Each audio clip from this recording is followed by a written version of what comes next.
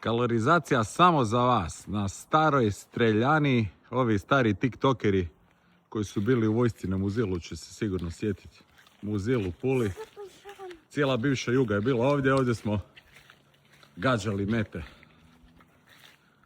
Ako je neko bio od vas koji gleda ovaj video, nek baci neki komentar. Evo, ovdje smo ležali, pucali iz kalaša, tamo su dolje bile mete. Dobro je prisjetit se ovako malo.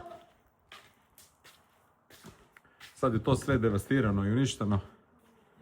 Ali evo, provukao sam se samo za vas kroz ovo žbunje. Da vidimo staru streljanu. Evo, tamo sam ja skinuo 10, sve u crno. Ovaj grudobran je totalno izbušen. Ovi koji su loše gađali, zrno su završavala ovo metalu. Evo ga iz druge strane, meta nema, nažalost. Fora izgleda.